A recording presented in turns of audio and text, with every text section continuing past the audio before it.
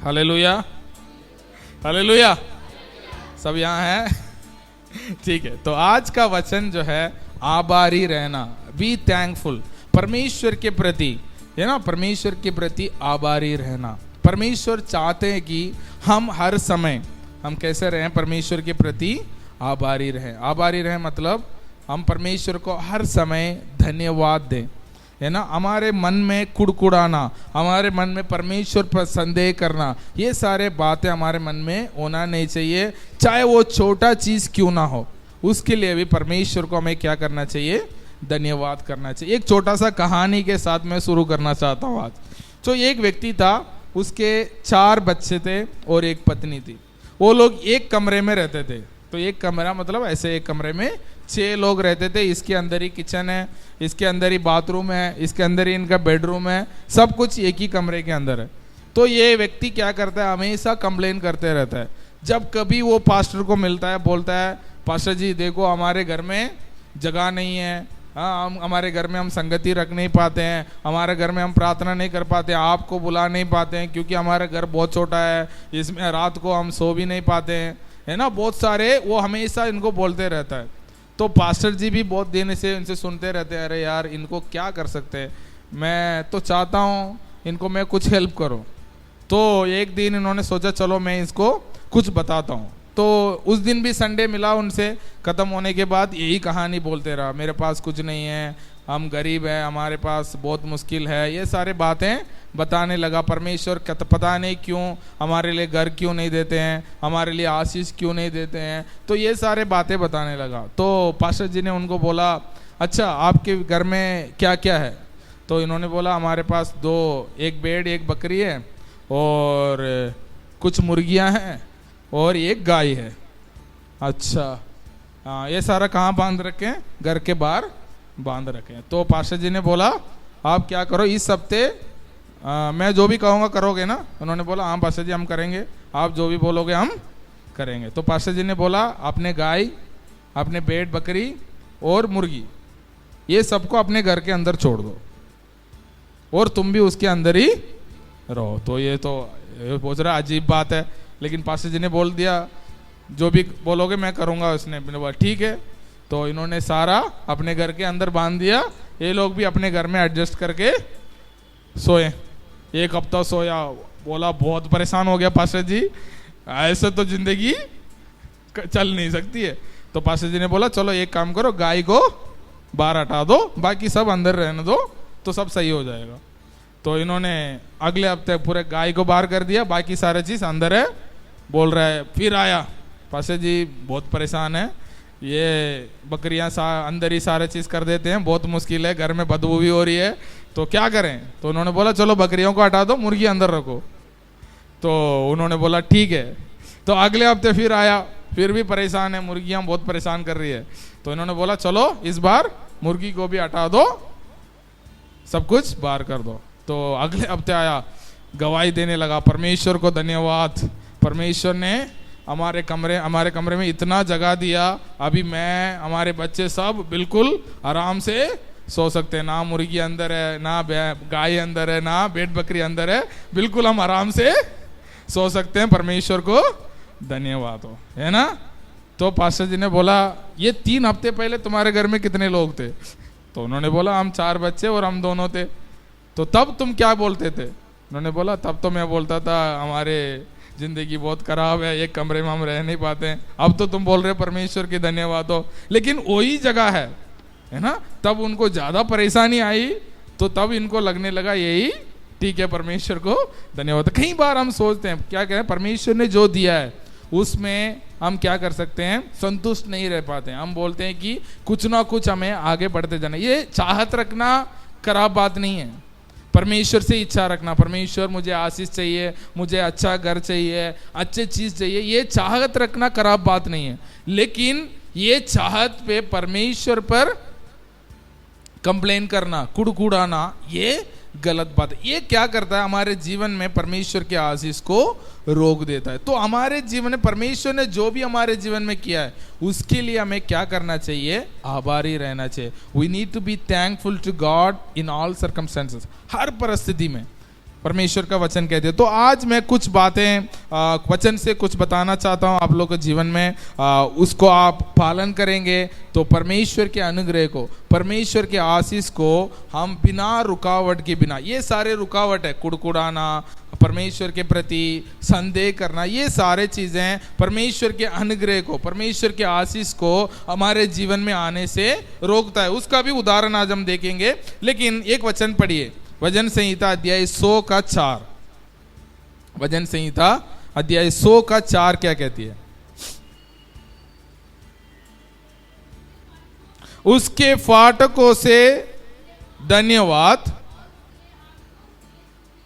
उसके आंगनों में स्तुति करते हुए प्रवेश करो, उसका धन्यवाद करो और उसके नाम को धन्य कहो। हालेलुया। उसके फाटकों में, परमेश्वर के भवन में हम प्रवेश करते हैं, हमारे हृदय कैसे होना चाहिए? धन्यवाद के साथ, आभारी हृदय के साथ उसके फाटकों में प्रवेश करो और उसके आंगनों में परमेश्वर के उपस्थिति में स्तुति करते हुए क्या करो? प्रवेश करो। कुड़कुड़ाते हुए नहीं।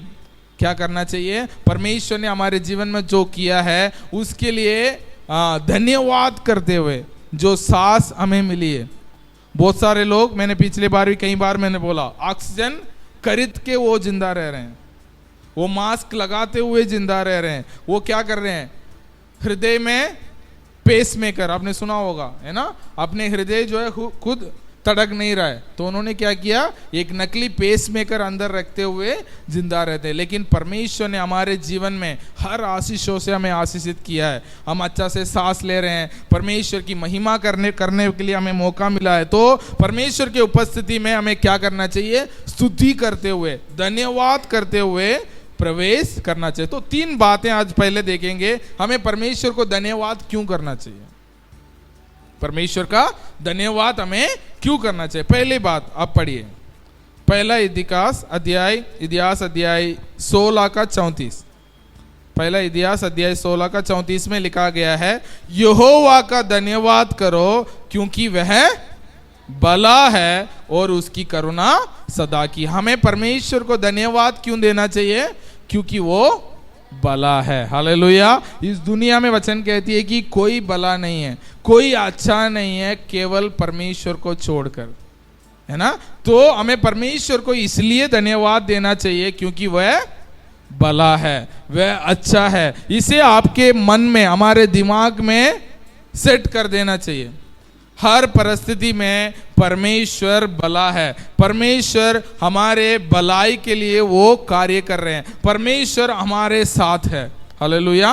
तो यहोवा को धन्यवाद करो क्योंकि वह भला है। हालेलुया। ये बात को आपका दिमाग में रख लो। ये मत सोचना परमेश्वर मेरे जीवन में बुरा हो रहा है, मेरे जीवन में कमी घटिया है। इसका मतलब ये नहीं है कि परमेश्वर बुरा है, नहीं है।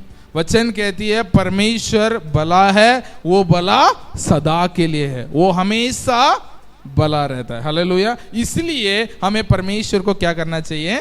धन्यवाद करना चाहिए। तो पहले बात मैंने क्या बोला? हमें परमेश्वर को इसलिए धन्यवाद देना चाहिए क्योंकि वह भला है। दूसरी बात, पहला थिस्सलुनीकियों अध्याय 5 का 18 पढ़िए। पहला थिस्सलुनीकियों अध्याय 5 का 18 मैं आप सबके लिए पढ़ता हूं।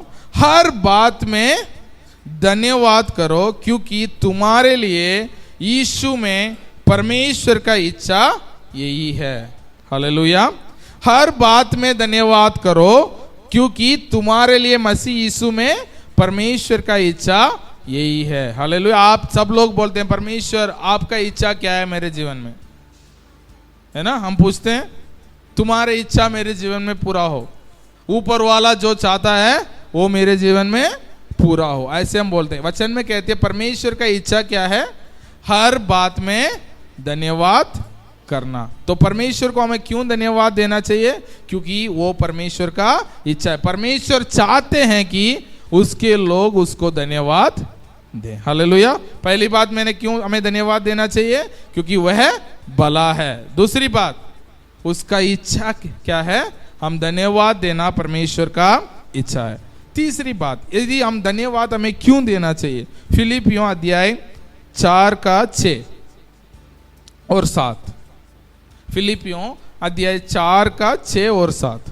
किसी भी बात की चिंता किसी मत भी करो, बात की चिंता मत करो, परंतु हर एक बात में परंतु हर एक बात में तुम्हारे निवेदन, प्रार्थना और विनती के द्वारा के द्वारा धन्यवाद के साथ परमेश्वर के सम्मुख उपस्थित किया जाए, और तब परमेश्वर की शांति तब परमेश्वर की शांति जो सारी समझ से परे है, तो सारी समझ से परे हैं, तुम्हारे हृदय और तुम्हारे विचारों को हाँ, मसीह यीशु में सुरक्षित रखेगी। मसीह यीशु में सुरक्षित रखेगी। जब हम परमेश्वर को धन्यवाद देते हैं, जब परमेश्वर के हमारे सारे विनती कुड़कुड़ाने के साथ नहीं, धन्यवाद के साथ हम परमेश्वर की उपस्थिति में जाते हैं, तो परमेश्वर के शांति हमारे हृदय में राज करेगी। हालेलुया। जब हम धन्यवाद देते हैं, परमेश्वर के शांति जो हमारे सारे समझ से परे हैं, उसे हम समझ नहीं पाते हैं, वो हमारे हृदय में क्या करेगी? राज करेगी। हालेलुया। हमें परमेश्वर को इसलिए धन्यवाद देना चाहिए क्योंकि परमेश्वर के शांति हम सबको जरूरत है। हालेलुया। कई बार हम सोचते हैं, इस दुनिया में लोग भटकते जाते हैं परमेश्वर के शांति के लिए। वो बोलते हैं मैंने सब कुछ करके देख लिया लेकिन शांति नहीं मिली है। लेकिन परमेश्वर का वचन कहती है आप हर बात में धन्यवाद दो, हर प्रार्थना विषय को धन्यवाद के साथ परमेश्वर की उपस्थिति में ले जाओ, तो परमेश्वर के शांति जो सारे समझ से परे हैं आपके हृदय में राज करेगा। हर समय में आपके हृदय में परमेश्वर के शांति बनी रहे। 3 बात मैंने आज बताया। परमेश्वर को इसलिए धन्यवाद देना चाहिए क्योंकि वह भला है। दूसरी बात, हमें परमेश्वर को धन्यवाद इसलिए देना चाहिए क्योंकि वो उसका इच्छा यही है। उसके बाद तीसरी बात, जब हम धन्यवाद देते हैं परमेश्वर के शांति हमारे हृदय में बनी रहती है। हालेलुया। तो उसके बाद हम देते हैं कब हमें धन्यवाद देना चाहिए, है ना। क्यों देना चाहिए हमने देख लिया। उसके बाद कब देना चाहिए, परमेश्वर का वचन कहती है, वचन संहिता अध्याय 34 का 1 आप देखिए, पढ़िए। वचन संहिता 34 का 34 का 1 में लिखा गया है, मैं हर समय यहोवा को धन्य कहा करूंगा और उसकी स्तुति निरंतर मेरे मुंह में होती रहेगी। हालेलुया। वचन संहिता का लेखक कहता है कि मैं हर समय यहोवा को क्या करूंगा? धन्यवाद करूंगा। तो हमें कब कब धन्यवाद देना चाहिए? हर समय। जब कभी हम किसी बात करना चाहते हैं तो हमें हमारे मुंह से क्या निकलना चाहिए? धन्यवाद निकलना चाहिए। मैं कभी कभी कुछ व्यक्ति को देखता हूँ, कुछ बड़े लोगों को देखता हूँ, हम कुछ भी उनको किए नहीं होंगे फिर भी वो बोलते हैं धन्यवाद।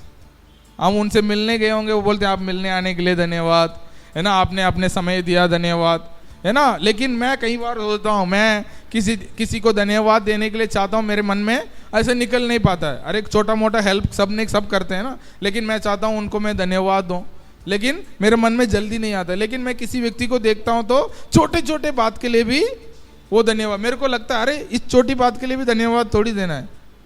लेकिन परमेश्वर का वचन कहती है हर समय हमें क्या करना चाहिए? धन्यवाद देना चाहिए। जो व्यक्ति हमेशा धन्यवाद देता है वो व्यक्ति, आप उनका जीवन को देखते हैं, वो बिल्कुल शांति से रहता है ना। उनके मन में, उनका चेहरा में एक रोशनी दिखती है आपको। वो हमेशा क्या करता है? परमेश्वर को धन्यवाद देते रहता है और लोगों के साथ भी वो आभारी हृदय के साथ रहता है। और पहला थिस्सलुनीके 5:18 में लिखा है हर बात में भी धन्यवाद करो। जो भी हम करते हैं उसमें हमें आभारी हृदय के साथ धन्यवाद देना चाहिए। तो आज का वचन मैं इसके साथ में शुरू करना चाहता हूं। हमारी चमत्कार क्या है? हमारी चमत्कार, हमारा छुटकारा जो है हमारे धन्यवाद देने के साथ जुड़ा हुआ है। ठीक है, तो मैं वचन के साथ आपको बताऊंगा आपका छुटकारा, आपका चमत्कार किसके साथ जुड़ा हुआ है? आपके आभारी हृदय के साथ जुड़ा हुआ है। ठीक है, 1-2 उदाहरण हम बाइबल से पढ़ेंगे। तब यीशु मसीह अपने चेलों को और उसके पीछे जाने वालों के साथ प्रचार कर रहे थे।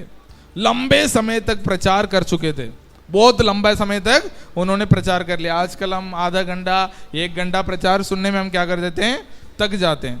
तब यीशु मसीह थे तो उन्होंने क्या करते थे? 4 घंटे 5 घंटे 7 घंटे बात करते थे और लोग बैठ के सुनते रहते थे। 1-2 दिन भी वो लगातार प्रचार करते थे। तो एक दिन ऐसे ही प्रचार कर रहे थे, बहुत लंबा समय हो गया, खाना खाने के लिए कुछ नहीं था। तो यीशु मसीह ने अपने चेलों को बोला, इनके लिए खाना के लिए इंतजार करो। लगभग 5,000 तो पुरुष है, इसका मतलब बच्चे सब मिला के 10-15 हजार लोग वहां बैठे हैं। तो यीशु मसीह ने अपने चेलों को बोला, सब लोगों को खाना खिलाओ।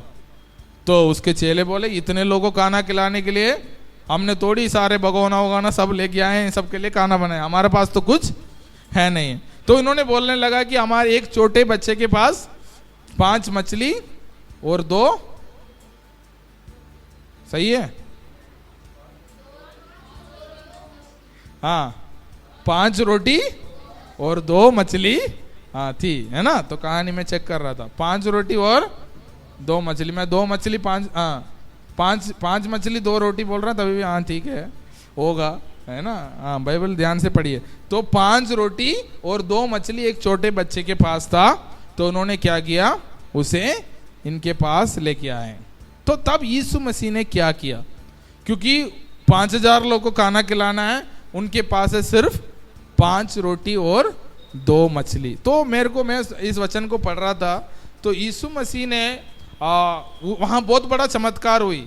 हम सबको पता है वहां 5,000 लोगों को खाना खिलाया गया केवल 5 रोटी से। तो यीशु मसीह ने ऐसा क्या कर दिया, तो मैंने उस वचन को पढ़ा था, पढ़िए मरकुस अध्याय 6 का 41, मरकुस अध्याय 6 का 41। उसने उन 5 रोटियों को और 2 मछलियों को लिया। हाँ, यीशु मसीह ने उनके चेलों से वो 5 रोटी और 2 मछली को अपने हाथ में लिया और स्वर्ग की ओर देखकर धन्यवाद किया। स्वर्ग की ओर देखकर क्या किया, धन्यवाद किया। हालेलुया। तो यहाँ एक बहुत बढ़ोतरी हुई है। क्या हुई, बढ़ोतरी हुई। 5 रोटी से 15,000 लोगों को खाना खिलाया गया। ठीक है, 5,000 लोगों को लिखा है, 5,000 पुरुष लिखा है, इसका मतलब लगभग 15,000 है। एक पुरुष मतलब एक स्त्री होगी, हाँ, एक पुरुष और स्त्री है तो 2 बच्चे होंगे, है ना। तो लगभग 2 बच्चे मान लेते, तभी भी 15-20 हजार लोगों को खाना उस दिन खिलाया गया। लेकिन उससे पहले यीशु मसीह ने क्या किया, उस रोटी और मछली को लिया, स्वर्ग के ओर देखा और क्या किया, धन्यवाद दिया। और आगे पढ़िए। और रोटियां तोड़ तोड़ कर चेलों को देता गया कि वे लोगों को परोसे, और वे 2 मछलियां भी उन सब में बांट दिया। उन्होंने क्या किया, रोटी को तोड़कर उनके हाथ में दिया, वो बांटते गए, उतने जितने भी लोग थे उन सबको वहां पहुंच गया है।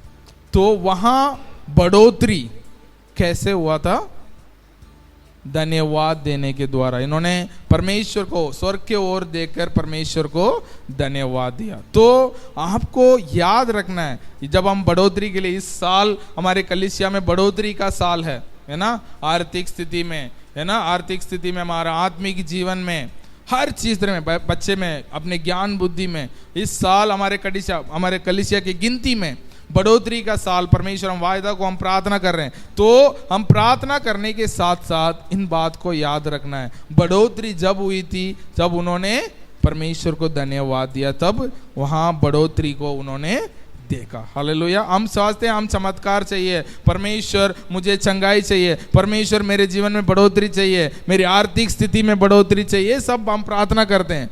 लेकिन यहां जब हम देखते हैं, जब प्रभु यीशु मसीह ने धन्यवाद दिया, तब वहां बढ़ोतरी हुई है। हालेलुया।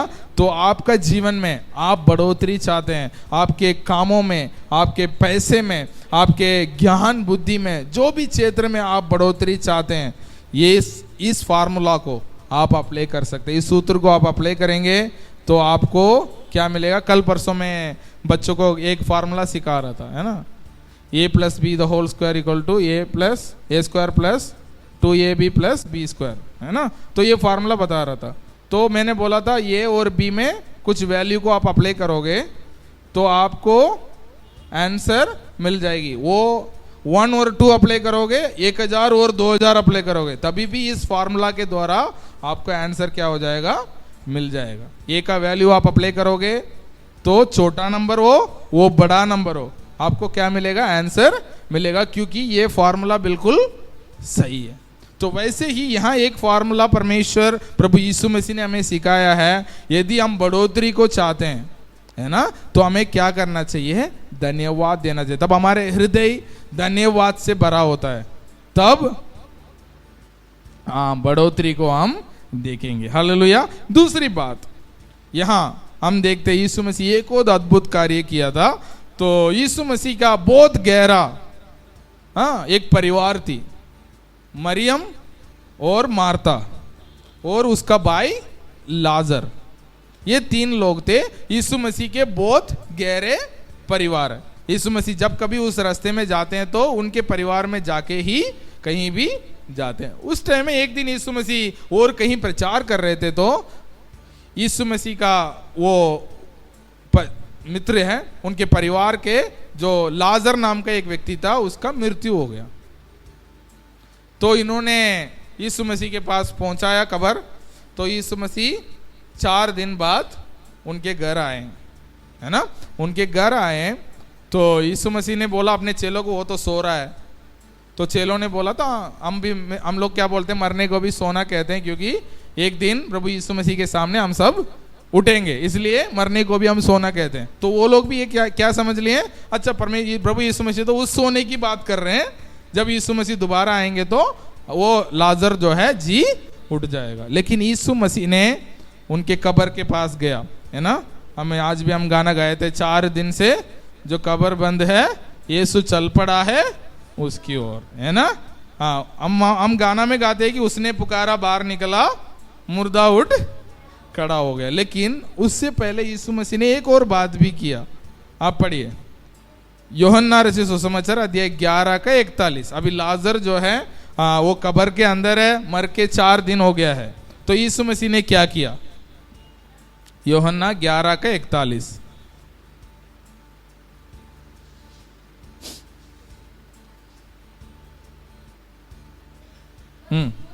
तब उन्होंने उस पत्थर को हटाया। यीशु ने आंखों को उठाकर कहा, हे पिता, हाँ मैं तेरा क्या करता हूं? धन्यवाद करता हूं, तूने मेरी सुन ली है। वहां एक व्यक्ति मरा हुआ है, प्रभु यीशु मसीह ने क्या किया? धन्यवाद दिया। प्रभु यीशु, पिता मैं धन्यवाद देता हूं क्योंकि आपने मेरी सुन ली है। तब उन्होंने धन्यवाद दिया। आगे पढ़िए।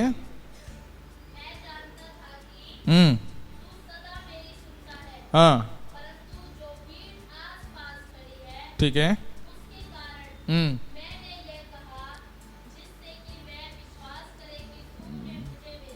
ठीक है, आगे। हाँ, बड़े शब्द से पुकारा, है लाजर निकल आ।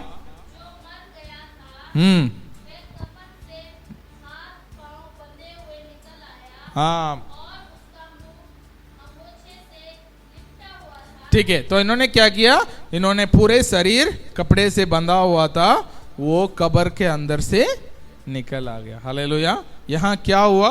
पुनरुत्थान हुआ है ना। एक व्यक्ति मरे हुए में से जी उठ गया। उसके पहले यीशु मसीह ने क्या किया?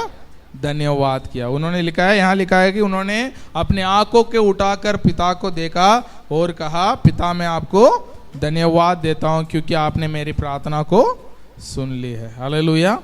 आपके परिस्थिति मरे हुए परिस्थिति जैसा हो सकता है, आपका जीवन, है ना, आपके परिवार में कोई भी परिस्थिति हो सकता है। व्यक्ति मरने की बात नहीं है, लेकिन मरे हुए परिस्थिति भी हो सकता है।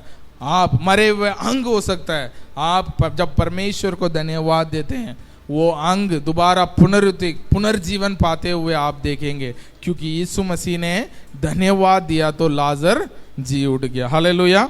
तो उसके बाद एक और व्यक्ति, पहला मैंने बोला क्या है? बढ़ोतरी। जब धन्यवाद दिया तो बढ़ोतरी हुई। दूसरी बात, धन्यवाद दिया तो पुनरुत्थान हुआ है। तीसरी बात, छुटकारा। एक व्यक्ति के जीवन में छुटकारा हुआ था। तो परमेश्वर ने एक व्यक्ति को एक जगह जाने के लिए भेजा था। ठीक है, योना नामक एक व्यक्ति था, उसको परमेश्वर ने एक जगह जाने के लिए भेजा था, तो दूसरा जगह वो पहुंच गया था। तो बहुत बड़ा आंधी तूफान आई, तो सब लोग परेशान हो गए। तो योना ने बोला, देखो मुझे उठाकर इस समुद्र में फेंक दो, तो तुम सब लोग शांति से पहुंच सकते हो, क्योंकि मेरे वजह से ये आंधी तूफान आई है। क्योंकि परमेश्वर ने मुझे एक जगह जाने के लिए बोला, मैं वहां नहीं गया, दूसरा जगह पहुंच रहा हूं, इसलिए ये आंधी तूफान आ रही है। तो इन्होंने उठा के योना को कहां डाल दिया? पानी में, समुद्र में पानी में डाल दिया। तो योना जो है 3 दिन तक मछली के पेड़ के अंदर था, उसको छुटकारा नहीं मिली, फंसा हुआ है। तो उन्होंने, तब तीसरा दिन हुआ, उन्होंने एक प्रार्थना की, उसको हम पढ़ेंगे, पूरा कहानी और कभी मैं सुनाऊंगा, लेकिन पूरा घटना बाद में आप बाइबल में घर जाके पढ़ सकते हैं, योना की पुस्तक। लेकिन अभी जो है आप योना अध्याय 2 का 9 और 10 पढ़िए।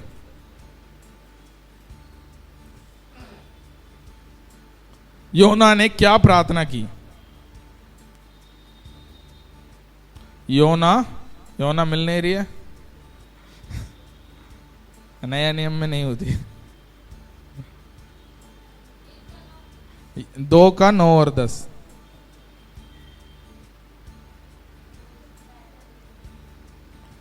हाँ, उसके लिए अगला बुक और पिछला बुक पता होना चाहिए, तब मिलती है।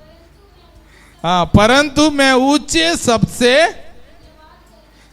धन्यवाद करके तुझे बलिदान चढ़ाऊंगा, जो मन्नत मैंने मानी उसका पूरी करूंगा, उधार यहोवा से ही होती है। हाँ, तब यहोवा ने मछली को आज्ञा दी, स्थल पर उगल दिया। तब उसने कहा, मैं यहोवा, मैं आपको धन्यवाद करूंगा। तब उन्होंने निर्णय किया, मैं कुड़कुड़ाऊंगा नहीं, मैं क्या करूंगा? धन्यवाद करूंगा। तब परमेश्वर ने क्या किया? मछली को बोला, चलो इसको बाहर जाके उगल दो। तो उसने क्या किया? बाहर जाके उसके फेंक दिया। तो उसका छुटकारा जब मिली है, जब वो अपने हृदय को बदला। पहले परमेश्वर से वो नाराज था, अरे मैं वहां नहीं जाना चाहता हूं, परमेश्वर मुझे वहां भेज रहे हैं। तब अब उसने हृदय को बदला, मैं क्या करना चाहता हूं? परमेश्वर, मैं धन्यवाद देना चाहता हूं। तब उसने धन्यवाद देने लगा, तो उसका जीवन में क्या आई? छुटकारा आई। हालेलुया। तो छुटकारा, पुनरुत्थान, बढ़ोतरी, इन सबके साथ क्या जुड़ा हुआ है? आपका हृदय जुड़ा हुआ है। आपका हृदय परमेश्वर का प्रति कैसा है? यदि आपका हृदय परमेश्वर के प्रति आभारी है, तो आपका जीवन में बढ़ोतरी को कोई भी नहीं रोक सकता। आपका जीवन में मरा हुआ परिस्थिति को पुनरुत्थान होने में कोई भी नहीं रोक सकता। आपका जीवन में छुटकारा को कोई भी नहीं रोक सकता। यदि आपका जीवन में छुटकारा नहीं हो रही है, किसी चीज में आप बंधे हुए हैं, किसी मुश्किल में बढ़ोतरी आपका जीवन में नहीं हो पा रही है, तो आपका प्रार्थना का जरूरी है। आप प्रार्थना कीजिए, परमेश्वर, मैं आपका पूरे हृदय से धन्यवाद देता हूं। आपका हृदय में आज जांचने का जरूरी है, परमेश्वर मेरे हृदय में क्या कमी है? परमेश्वर, मैं कुड़कुड़ाता तो नहीं हूं, क्या मैं, मेरा हृदय परमेश्वर को धन्यवाद दे रही है? इसे जांचना जरूरी है। एक और वचन हम पढ़ेंगे। परमेश्वर चाहते हैं कि हम हर समय उनको, परमेश्वर ने हमारे जीवन में बहुत सारा भलाई किए है ना। मैं गवाही का समय देता हूं। लोगों को जीवन में परमेश्वर ने बहुत अच्छा काम किए होंगे, लेकिन गवाही में कुछ भी नहीं होता है ना। गवाही के समय में बच्चे गवाही देते हैं, बड़े लोग के पास गवाही नहीं है ना। तो एक उदाहरण हम देखते हैं, लूका रचित सुसमाचार अध्याय 17 से 19।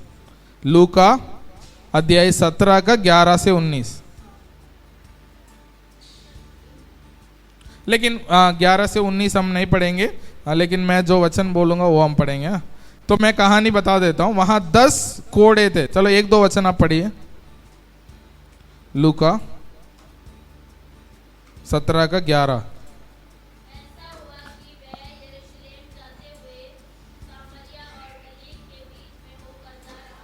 तब यीशु मसीह जो है एक गांव से दूसरे गांव जा रहे थे, तो उनके बॉर्डर में कुछ लोग बैठे हुए थे। पढ़िए।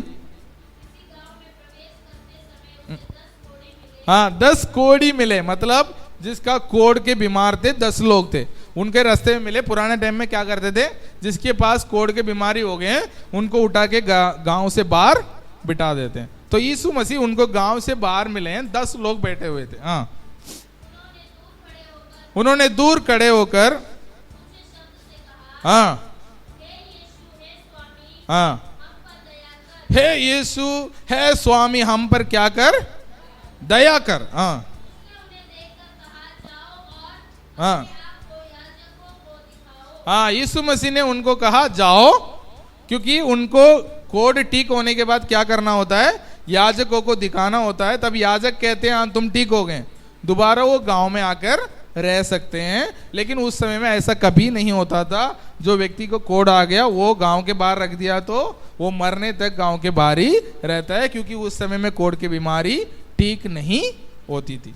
तो यीशु मसीह ने बोला जाओ तुम याजकों को दिखाओ। ठीक है, पढ़िए।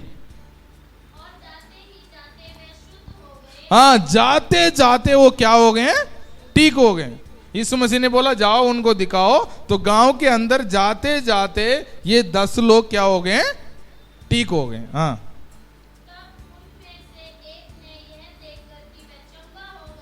हाँ उनमें से कितने, हाँ कितने लोग चंगे हो गए थे, 10 लोग चंगे हुए थे।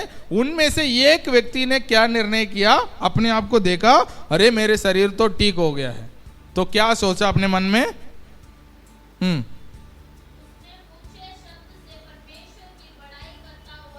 हाँ ऊंचे शब्द में परमेश्वर की बड़ाई करते हुए लौटा। हाँ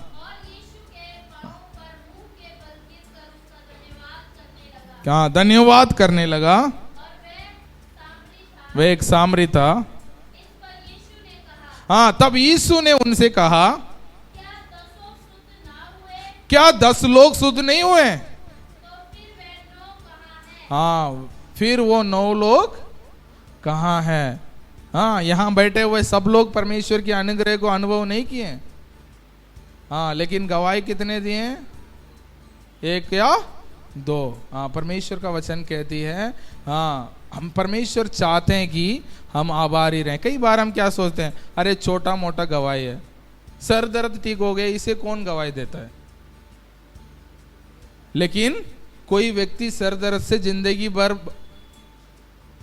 परेशान में है, तो वो व्यक्ति सुनेगा, वो भी तो विश्वास करेगा, है ना। तो हम सोचते हैं अरे छोटा सा सर दर्द है, ये ठीक हो गया तो मैं परमेश्वर को गवाही क्यों दूं। नहीं, परमेश्वर चाहते हैं, क्या चाहते हैं, मैंने 10 लोगों को ठीक किया है, लेकिन केवल एक व्यक्ति लौट के आया, बाकी 9 कहाँ हैं। तो परमेश्वर चाहते हैं कि हम क्या करें, गवाही दें। हम सोचते हैं अरे छोटे मोटे चीज है। हाँ, कई बार बहुत गर्मी लग रहा होगा, आपने प्रार्थना किया, क्या आ गया, लाइट आ गया। हाँ, ये कोई गवाही होती है? हाँ, तब पूरा दिन आप गर्मी में रहोगे, फिर लाइट आती तो हाँ ये गवाही हो सकता है। लेकिन मेरे को गर्मी लगा तो मैंने प्रार्थना किया, लाइट आ गया, तो ये थोड़ी गवाही है? नहीं है, ये भी गवाही है। आपने प्रार्थना किया, मौसम में बदलाव आ गए। कई बार हमने इसे देखा है, अरे यार इतना गर्मी है, परमेश्वर थोड़ा सा बारिश आया तो कितना मजा आएगा। ऐसा कई बार हम ऐसा मन में सोच ही रहे होंगे, बारिश आ गया होगा, लेकिन हम कभी उसके प्रति परमेश्वर को धन्यवाद नहीं देते। अरे ऐसे ही बारिश हुआ होगा, मेरे प्रार्थना करने से थोड़ी हुआ होगा। नहीं है, परमेश्वर चाहते हैं कि हम जो भी चीज परमेश्वर, छोटा है बड़ा। हाँ, एक व्यक्ति सोचता था, क्रिश्चियन व्यक्ति है, जब कभी पास्टर जी उनसे बोलते थे, ब्रदर आप कोई गवाही क्यों नहीं देते हैं? पास्टर जी मेरे पास इतना गवाही है ना, मैं एक दिन जरूर दूंगा, एक दिन जरूर दूंगा, लेकिन बहुत सारा गवाही है। अरे मैं गवाही दूंगा तो पूरे एक संगति खत्म हो जाएगी, इतना टाइम हो जाएगा, ये हो जाएगा, ऐसा करके बहाना करते रहता था। एक दिन वो व्यक्ति मर गया, तो पास्टर जी जो है उनके अंतिम संस्कार के लिए गए हुए थे, तो वो ऐसे याद कर रहे थे। तो वो बोल रहे थे कि ये व्यक्ति मेरे से हमेशा बोलते रहता था, मैं एक दिन गवाही दूंगा। मुझे लग रहा है ये परमेश्वर के पास जब हम लोग सब लोग पहुंचेंगे तभी वो गवाही दे पाएगा, क्योंकि अभी तो चला गया। तो कई बार हम क्या करते हैं, परमेश्वर ने जो हमारे लिए किया है, ये 9 लोग भी सोचे होंगे और कभी जब हम यीशु मसीह को मिलेंगे तब हम धन्यवाद जरूर देंगे। ऐसा नहीं है, वो ये नहीं सोचे होंगे कि अरे हम धन्यवाद नहीं देंगे। वो यही सोचे होंगे हम जैसा, एक दिन आएगा उस दिन हम क्या करेंगे, धन्यवाद देंगे। नहीं है, परमेश्वर चाहते हैं आज परमेश्वर ने आपका जीवन में अद्भुत किया, आप तुरंत क्या करो, परमेश्वर को धन्यवाद। आपके मन में क्या करता है, आप एक बार धन्यवाद देंगे, ये आपके लिए दूसरा रास्ता खोल रहा है, अगला चमत्कार होगी। अगले बार धन्यवाद देंगे, आपको अगले चमत्कार होगी। तो ये परमेश्वर का आपका जीवन में आशीष करने का एक तरीका है। जो व्यक्ति जितना धन्यवाद करेगा, जो व्यक्ति कितना आभारी दिल से भरा रहता है, उसका जीवन में आशीषें धड़ाधड़ होते रहता है, क्योंकि उसका हृदय में परमेश्वर के प्रति आभारी है। तो परमेश्वर उसको जीवन को क्या करता है, आशीषित करता है बार बार। लेकिन जो व्यक्ति कुड़कुड़ाता है, उसका जीवन में वो परमेश्वर के अनुग्रह को कभी अनुभव नहीं कर पाता। इसलिए आप जो भी शब्द आपका मुंह से निकलता है, ध्यान से निकालिए। कई बार मैं किसी से मिलता हूं, वो कहते हैं पास्टर जी, सर जी, हमारे जीवन में तो परमेश्वर के आशीष है ही नहीं, हमारे जीवन में परमेश्वर के आशीष है ही नहीं। ऐसा शब्द आपके मुंह से नहीं निकलना चाहिए। आप भले कुछ न मत बोलो, लेकिन ऐसे बातें कुड़कुड़ाने के बाद आपके मन, आपसे मुंह से ना निकले। आपके हृदय में आप परमेश्वर के प्रति आभारी दिल लाइए, है ना। तो आज से आप कोशिश कीजिए, परमेश्वर मैं आपको क्या करूंगा, हर समय धन्यवाद दूंगा। Hallelujah, hallelujah. हमें क्या करना चाहिए, परमेश्वर के प्रति धन्यवाद देना चाहिए। ठीक है, तो आप आज निर्णय लीजिए, परमेश्वर मैं हर समय आपको क्या करूंगा, धन्यवाद दूंगा। हाँ, आज तुरंत आप लगातार कर सकते हो, नहीं कर सकते हो, आज से शुरू कीजिए। परमेश्वर कम से कम शाम के टाइम में मैं 3 बात के लिए धन्यवाद दूंगा। जैसे आप प्रार्थना करने के लिए बैठते हो रात को, कुछ मत सोचिए, परमेश्वर आज पूरे दिन में परमेश्वर ने आपका जीवन में क्या किया, 3 बात को याद दीजिए, याद करके धन्यवाद करना। ठीक है, इस हफ्ता आप निर्णय कीजिए, रात को सोने से पहले, परमेश्वर आज मुझे अच्छा खाना मिला, है ना। और भी कुछ भी होता है आपका जीवन में, कुछ नहीं है, परमेश्वर ने आपने मेरे को एक अच्छा जीवन दिया, उसके लिए धन्यवाद। एक अच्छा परिवार दिया, उसके लिए धन्यवाद। अच्छा बच्चे दिए, उसके लिए धन्यवाद। अच्छे पड़ोसी दिए, उसके लिए धन्यवाद, है ना। धन्यवाद देने के लिए बहुत बातें हैं। और उसके बाद परमेश्वर ने सर दर्द को ठीक किया, पैर दर्द को ठीक किया, है ना, जो भी ठीक किया उसको भी आप जोड़ सकते हो। लेकिन आप निर्णय कीजिए, कितने बात, कम से कम 3 बात। कितने लोग करोगे, कितने लोग, टिया, हाँ, सुना ही नहीं है। You have to give thanks to the Lord for how many things? Minimum 3 things. ठीक है, 3 चीज के लिए परमेश्वर को धन्यवाद देना है। आप निर्णय कीजिए, ये जीवन, ये आदत आपका बन गया, ये आपका जीवन को बदल देगी। आपका जीवन में छुटकारा, बढ़ोतरी, है ना, आपके जीवन में पुनरुत्थान ऑटोमेटिकली होने लगेगी जब हमारे हृदय में परमेश्वर के प्रति आभारी दिल से हम भर देंगे, परमेश्वर के प्रति धन्यवाद देते रहेंगे।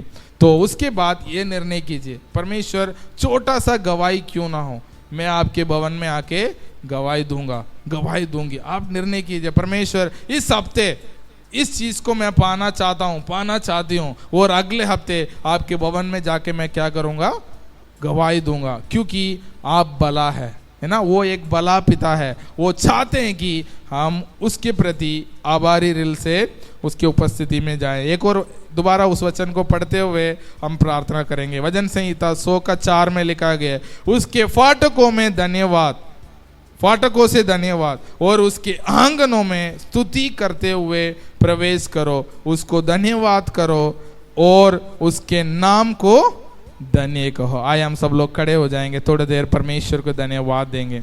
आप स्मरण कीजिए परमेश्वर ने आपका जीवन में इस हफ्ते में क्या क्या अद्भुत कार्य को किया है, क्या क्या आशीष आपका जीवन में दिया है।